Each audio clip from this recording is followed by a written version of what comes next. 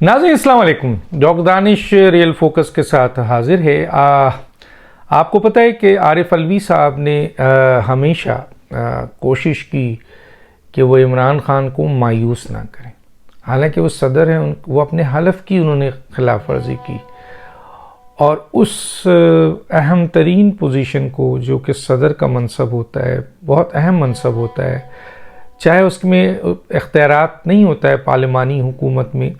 इख्तियारात वज़ीर आज़म के पास ज़्यादा होता है, लेकिन सदर अपनी जगह एक रिस्पेक्ट रखता है, एक बहुत बड़ा मुकाम रखता है। और जो भी सियासी जमात अपनी किसी सियासी कारकुन को सदर का ओहदा देती है तो फिर जब हलफ उठता है तो फिर हलफ के बाद वो कारकुन सियासी नहीं रहता, बल्कि कुछ लोग तो ऐसे होते हैं जो सियासी वाबस्तगी से अपने आप को अलग कर लेते हैं, यानी पार्टी छोड़ चुके होते हैं, लेकिन कुछ लोग नहीं छोड़ते हैं। पाकिस्तान के अंदर भी हमने कई ऐसे सदर देखे हैं जो सियासी जमात के थे और जब वो सदर बने तो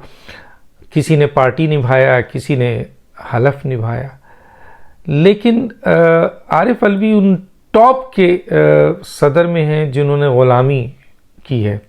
इमरान खान की, और ऐसी ग़ुलामी की है कि माजरत के साथ। और शायद उसकी वजह ये थी कि दूसरी जो तंजीमों के, दूसरी सियासी जमातों के जब वर्कर सदर बनते थे, चाहे वो PMLN हो, पीपल्स पार्टी हो या कोई और जमात हो, तो क्योंकि वो एक सियासी जमात थी और वहाँ फ़ैसले ज़रूर फ़ैसलों पे असर होते थे आपके उनके कायद पार्टियों के, लेकिन उनकी एग्जेक्टिव बॉडी और उनकी तंजीम जो है वो काफ़ी उसमें जान होता था और वो रजिस्ट करते थे और वो इख्तलाफ रखते थे अपने कायद से और कायद उनकी बात सुनते भी थे। लेकिन PTI माफ़ी के साथ एक ऐसी तंजीम है जिसमें इमरान खान के अलावा किसी की कोई इज़्ज़त नहीं है, कोई रिस्पेक्ट नहीं है, कोई मुकाम नहीं है, किसी भी लिहाज से कोई शख्स जो है वो इस लेवल पर नहीं है कि वो आपके इमरान खान साहब के सामने खड़ा हो सके और उन्हें बता सके कि सर आप इस नुक्ते पे गलत हैं। सवाल ही पैदा नहीं होता और इमरान खान उसे बर्दाश्त भी नहीं करते और उठाकर उसको बाहर फेंक देते हैं। तो इसलिए इस जगह पर जो इम्पोर्टेंट सिलसिला है वो ये है कि ये बहुत ही यहाँ पर बेचारा आरिफ अलवी, मैं बेचारा इसलिए कह रहा हूँ कि आरिफ अलवी सदर बनने के बाद अगर वो स्टैंड लेते तो फिर बहुत जल्दी उनको PTI के ट्रोलर और PTI के वो मीडिया में बैठे हुए लोगों का वास्ता करना पड़ता जो अब करना पड़ रहा है, जो अब है। लेकिन उस ज़माने में होता तो उनके तो परखचे उड़ा देते ये लोग, खुद PTI वाले अपने इस सदर की, क्योंकि इमरान खान के सामने चाहे सदर हो, चाहे वो उनका वज़ीर हो, मुशीर हो, चाहे वो पार्टी का कोई भी शख्स हो, लेकिन उसकी हैसियत ग़ुलामों से बढ़कर नहीं है, इसमें कोई दो राय नहीं है। क्योंकि ये तंजीमी पार्टी नहीं थी, ये एक तरीके से व्हाट्सएप की पार्टी है, ये सोशल मीडिया की पार्टी है और ये इनमें कभी तंजीम पे काम नहीं हुआ। इसीलिए देखिए ताश के पत्ते की तरह ही बिखर रहे हैं, है ना। तो ताश के पत्ते की तरह इसलिए बिखर रहे हैं कि कोई सियासी ढांचा इनमें नहीं था, ये बस वन मैन शो था। इमरान खान जो ने जो कह दिया, बाकी किसी भी second, third, fourth, fifth line के लीडर की कोई औकात नहीं थी। इमरान खान ने अगर किसी को यूं कर दिया तो फिर वो गया बेचारा, और इमरान खान ने किसी को यूं कर दिया तो वो फिर वैल्यू बन गई। तो इमरान खान की यहाँ वन मैन शो था, ना कोई सदर की हैसियत, ना वज़ीर की, ना गवर्नर की, ना वज़ीर आला की, ना मुशीर की, किसी की कोई इज़्ज़त नहीं थी। चुनांचे आरिफ अलवी साहब ने भी इस चीज़ का अंदाज़ा कर लिया था कि अगर मुझे सदर रहना है और मुझे पार्टी में रहना है तो मुझे इमरान खान के हर गलत फ़ैल को यस करना है। और यही हुआ कि उन्होंने अपना हलफ तोड़ा, आइन तोड़ा और ऐसे फ़ैसले इमरान खान के जो गैर आइनी थे, गैर कानूनी थे, जहाँ सदर की ज़रूरत हुई वहाँ सदर इस्तेमाल हुए। अब ये जो अभी हालिया हुआ है, क्योंकि अब खुद सदर साहब ने इमरान खान को कहा कि भाई मेरा फ़ोन तो अब फ़ौजी नहीं उठाते, अब मैं किस फ़ौजी से बात करूं। हालांकि सदर ने इस सिलसिले में बड़ा काम किया। जब पिछले आर्मी चीफ को, तो वो ऐवान सदर बुलाया और वहाँ इमरान खान से इनकी मुलाकात करवाई। बहुत सारे इश्यूज़ को रिज़ॉल्व करने में उन्होंने इमरान खान का काम किया जिस तरह इमरान खान ने उनसे कहा। लेकिन अब ये वक्त आ गया है कि सदर की हैसियत ब्यूरोक्रेसी में हर जगह मसलन डिक्लेयर हो चुकी है कि सदर जो हैं वो क्या है आए, ये सदर का रुतबा है, इसीलिए इज़्ज़त नहीं मिलती है किसी भी। अब एक सिपाही भी फ़ोन नहीं उठाता, एक चपरासी भी फ़ोन नहीं उठाता माजरत के साथ, क्योंकि उन्हें पता है कि ये एक इमरान खान का एक इमरान खान का एक पपिट बैठा हुआ है, तो अब इनकी इज़्ज़त तो नहीं है। तो इमरान खान को ये पता चल गया कि अब सदर मेरे किसी काम का नहीं है, ये पता चल गया, ये कुछ नहीं कर सकता अब मेरे लिए। खुद इमरान खान ने कह दिया कि सदर का फ़ोन तो अब मैंने कोशिश की थी जनरल आसिम से बात करने की या फ़ौज के आला अफसर से बात करने की, कोई सदर का फ़ोन भी नहीं उठाता। तो जब इमरान खान को ये पता चल गया कि अब सदर यूज़लेस है, तो इनकी अहमियत तो वैसे ही ज़ीरो हो गई। दूसरा, सदर साहब ने बड़ा अच्छा काम किया और उन्होंने जाते जाते थोड़ी अपनी इज़्ज़त में इजाफ़ा करते हुए, बराह रास्त क्लैश में आते हुए, अभी जो कानून बना आपके जजमेंट, आपके सुप्रीम कोर्ट के हवाले से रिव्यू जजमेंट का एक कानून था जो रातों रात यानी बिल जो है पास हुआ और फिर वो फौरी तौर पर सदर को दिया गया और सदर ने फौरी तौर पर उसको साइन कर दिया। आपको पता होगा प्रैक्टिस एंड प्रोसीजर जो बिल था वो सदर के पास गया, सदर ने उसको जाने दिया, और दूसरे बिल गए, सदर ने उनको डिले पे डिले, बल्कि बहुत सी चीज़ों पे तो वो एडवाइस के लिए उन्होंने उधर भेज दिया। 63 एक्ट की एडवाइस के लिए तो खुद ही आगे बढ़कर सुप्रीम कोर्ट से इन्होंने एडवाइजरी जुडिक्शन के लिहाज से सुप्रीम कोर्ट को कहा कि जी इस पर बताइए। सुप्रीम कोर्ट ने उसमें फ़ैसला दे दिया, बेचारी पंजाब की हुकूमत का ख़ात्मा हो गया। तो सदर का रोल पिछले इसमें जो है वो अपना कम अज़ कम वो इस तरह इस्तेमाल हो रहे थे, और इसमें हुकूमत को, जो मौजूदा हुकूमत है और पार्लियामेंट है, उनको मुश्किलात आ रही थी। अब सदर ने जब इस बिल को साइन किया, जिसके बाद 184(3) के तहत जो अपील का हक़ था वो जिन लोगों को भी 184(3) के तहत निकाला गया है, अब उनका राइट बन गया है, तो ये बात इमरान खान को तो गवारा नहीं होगी ना। इमरान खान तो ये किसी सूरत में गवारा नहीं होगी कि मेरा सदर जो मेरा ग़ुलाम है उसने मेरी इजाज़त के बगैर साइन कर दिया, और इनको ये कानून बनाने में, क्योंकि अब लॉ बन गया है ना, तो इमरान खान साहब ने जो हशर किया है सदर का, आरिफ अलवी साहब को फ़ोन करें और उनसे पूछें कि आपके साथ क्या हुआ है। एक तो ये। दूसरा, इमरान खान की जो इस वक्त मौजूदा सूरत हाल है, और इमरान खान साहब जिसे 90s में लॉन्च किया गया था, जिसके सिलसिले में अरबों रुपए गोल्ड स्मिथ ने और उनके नेटवर्क ने दिया था, जिसकी पूरी डिटेल आपके सामने आ चुकी है। डॉक्टर इसरार अहमद भी इसे बोल चुके हैं, हकीम सईद भी बोल चुके हैं, और गोल्ड स्मिथ के हवाले से, और एनाबेल क्लब, और आपका वो जो एक आपके मोसाद का वहाँ पे दफ्तर होना, और इमरान खान का वहाँ इंगेज होना, और इमरान खान को सियासत में लाना, और पीछे से अरबों रुपए देना, और क्रिस्टोफर थॉमस का भी ये एलिगेशन लगाना, और ये सारी चीज़ें सामने आने के बाद एक मोहरे की सूरत में इमरान खान आए और हुकूमत संभाली। तो वो जो लोग थे जो इमरान खान को लेके आए थे वो बहुत खुश थे, लेकिन उन्हें क्या पता था कि एक प्लानिंग ऊपर अल्लाह ताला भी कर रहा है, और इनकी तमाम तर प्लानिंग और अरबों रुपए की इन्वेस्टमेंट जो है अपनी मौत मरने वाली है। और फिर यही हुआ कि आज इमरान खान साहब, जो कि इनकी इन्वेस्टमेंट थे गोल्ड स्मिथ की, और जो एक बड़ी प्लानिंग के तहत इन्वेस्ट किए गए थे, इंजेक्ट किए गए थे, या यहाँ पर लॉन्च किए गए थे, और बड़ी कामयाबी से वो चल रहे थे, और बहुत से काम उन्होंने कर भी दिए, लेकिन अल्लाह की उस प्लानिंग ने इमरान खान को रोका, और फिर रोकने के बाद अब इस जगह पर लाकर खड़ा कर दिया जहां इमरान खान मुकम्मल तौर पर एक्सपोज हो चुके हैं। अब जब इमरान खान यहाँ मुकम्मल तौर पर एक्सपोज हो चुके हैं, तो इमरान खान के पास अब कुछ नहीं है।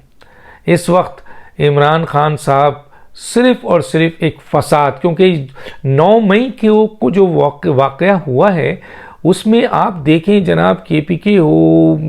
जनाब मियाँ वाली हो, जनाब साहिवाल हो, फैसलाबाद हो, लाहौर हो, एक मुनज़्ज़म तरीके से पाकिस्तान के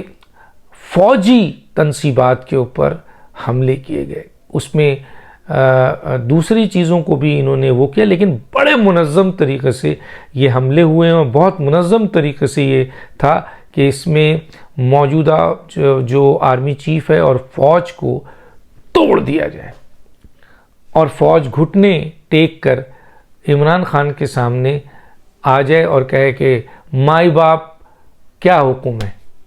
और फिर माई बाप कहें कि मुझे 2/3 मेजॉरिटी चाहिए और फिर जो मैं कहूँ वैसा करो, और फिर उसने जो फ़ौज के साथ करना था वो करना था, और फिर जो उनके सहूलतकार थे उनके साथ मिलकर एक बड़ा प्लान था और पाकिस्तान को तकरीबन ख़त्म कर देना था। और ये कह चुके पाकिस्तान को 3 हिस्सों में तोड़ना है, फ़ौज को पहले ख़त्म करना है, कश्मीर को 3 हिस्सों में तोड़ना है।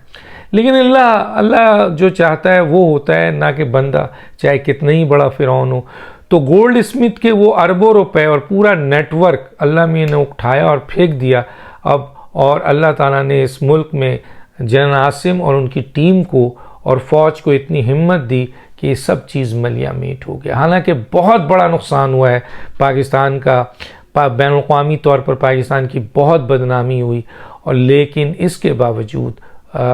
जो इनका टारगेट था वो अचीव नहीं कर सके, बल्कि इमरान खान पूरी तरह एक्सपोज हो गए हैं और उनका नतीजा ये है कि आज हर कोई उनको छोड़ के जा रहा है। और वो जो बड़ी हैवी इन्वेस्टमेंट गोल्ड स्मिथ ने की थी वो उनकी तबाह हुई। अब गोल्ड स्मिथ इस इन्वेस्टमेंट को जो इमरान खान न्याजी है, जिससे इसकी बीवी का डिवोर्स भी हो चुकी है,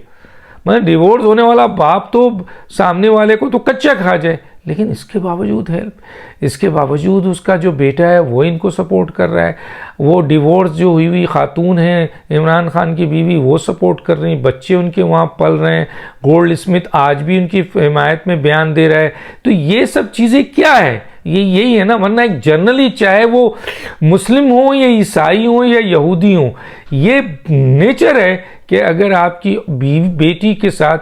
आपके दामाद ने बुरा किया और उसको डिवोर्स दी तो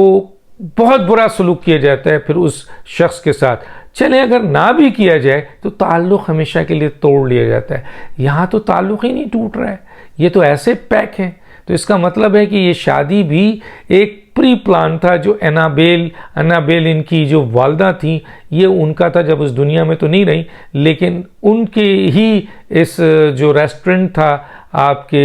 एनाबेल, उसमें ये सारी प्लानिंग का हिस्सा था और इस तरीके से शादी करके इसको इस तरह ट्रैप करना था और फिर इसको इस्तेमाल करना था। खान साहब की अच्छी और बुरी चीज़ों को वो बहुत अच्छी तरह से डील कर चुके थे और उन्होंने कहा इससे बेहतर आदमी कोई नहीं है, चुनांचे उसको इस्तेमाल किया और वो इस्तेमाल हुआ और पाकिस्तान को बेपनाह नुकसान पहुंचाया। इसमें कोई शक नहीं है। पाकिस्तान के मौशी मसले पे, सीपेक के मसले पे, मौशी इदारों पे पाकिस्तान की अखलाकियात तबाह कर दी, पाकिस्तान के कौम को तकसीम कर दिया, पाकिस्तान के इदारों को कमज़ोर कर दिया, पाकिस्तान के इदारों को आपस में लड़ा दिया और इसके साथ साथ जो है बैनुल-अक़वामी दुनिया में पाकिस्तान को तनहा कर दिया। और उसके बाद कश्मीर जैसी अहम तरीन पाकिस्तान के सब्जेक्ट को जो है वो पाश कर दिया। तो ये मकासद तो हासिल किया। इनके दो और मकासद थे, और एक थे एटमी और दूसरा आपका ये क्या नाम है फ़ौज। लेकिन बहरहाल अल्लाह ने करम किया और आखिरी में फ़ौज को इस बात का एहसास हुआ और 9 मई के वाक़े पे जब फ़ौज ने एक्शन लिया है तो उसके बाद इनके परखचे उड़ गए। हालांकि उसने कोई इनको मारा पीटा नहीं है, इनको गिरफ्तार नहीं किया, इनको कुछ नहीं किया। एक मुनज़्ज़म तरीके से फ़ौज ने इनको शट अप कॉल दी है, जिसका नतीजा ये है कि आज सारे लोग जो इनके अपने हैं और जो इस बात पे उनको एहसास था कि इमरान खान इस मुल्क को तबाह कर रहा है, तो इनके अंदर थोड़ा नहीं बहुत मेरा ख्याल है पाकिस्तान के लिए मोहब्बत थी, इसलिए इन्होंने छोड़ना शुरू कर दिया और ताश के पत्तों की तरह ये चीज़ गिरने लगी। उधर जो बहुत बड़ा इन्वेस्टर है, जिसने पाकिस्तान तबाह करना था, जिसने पूरी प्लानिंग की थी और बरसों की प्लानिंग होती है इनकी, जब उसने अपने मोहरे को तबाह होते हुए अब देखा है तो वो ये चाहते हैं कि मोहरा यहाँ से निकलकर वापस यूके आ जाए, क्योंकि इससे अच्छा मोहरा उनको नहीं मिलेगा। अभी भी इस मोहरे के फॉलोअर्स पाकिस्तान में और पाकिस्तान के बाहर यूथियाज की शक्ल में हैं, जिन्हें इस्तेमाल किया जा सकता है। चुनांचे इस मोहरे को बचाया जाए और गोल्ड स्मिथ की पूरी कोशिश है कि इस मोहरे को निकाल के वापस यूके ले जाएं और वहाँ पॉलिश किया जाए और वहाँ इस तरीके से वहाँ से इसको दोबारा कवर किया जाए और वहाँ पर रख कर पाकिस्तान के ख़िलाफ़ जो है वो इस्तेमाल किया जाए। अब इसमें पाकिस्तान की हुकूमत, पाकिस्तान की अदालतें और पाकिस्तान की रियासत का फ़ैसला है कि क्या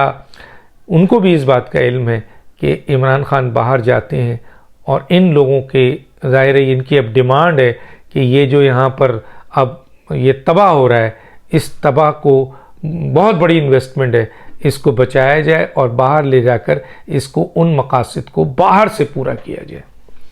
इसको रोका जाए।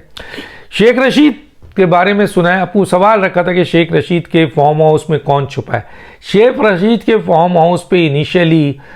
पीटीआई के लोग छुपे थे, खुद शेख रशीद छुपे थे और एक दो लोग और हैं जिनका मैं जिक्र नहीं करूँगा, खातून है, मैं जिक्र नहीं करना चाहता। शेख रशीद का फार्म हाउस बदनाम है, अगर ये पूछना हो तो आपको यूके के कुछ लोगों से रब्ता करना पड़ेगा, वो आपको बता देंगे, वो तो प्रेस कॉन्फ्रेंस करने वाले थे। तो शेख रशीद के फार्म हाउस पे वांटेड पीटीआई के चंद लोग छुपे थे और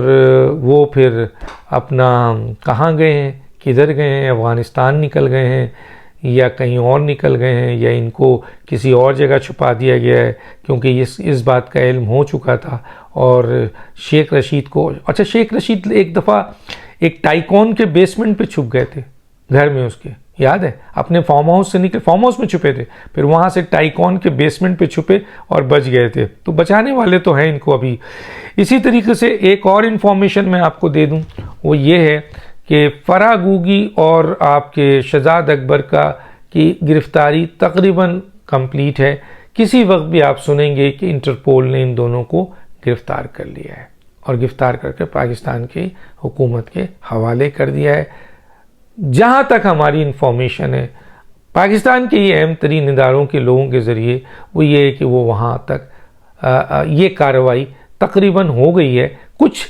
चीज़ें होती हैं जो डॉक्यूमेंट्री इस सिलसिले में ज़रूरत होती है, उसकी इस वक्त आपके लेन देन है, लेकिन वो भी तकरीबन हो चुका है। एक्शन किसी वक्त भी होगा और सुनेंगे कि दोनों गिरफ्तार होकर पाकिस्तान आ गए। और याद रखिए दोनों वादा माफ गवाह बनेंगे। डॉक्टर दानिश को याद दीजिए। अल्लाह हाफिज़।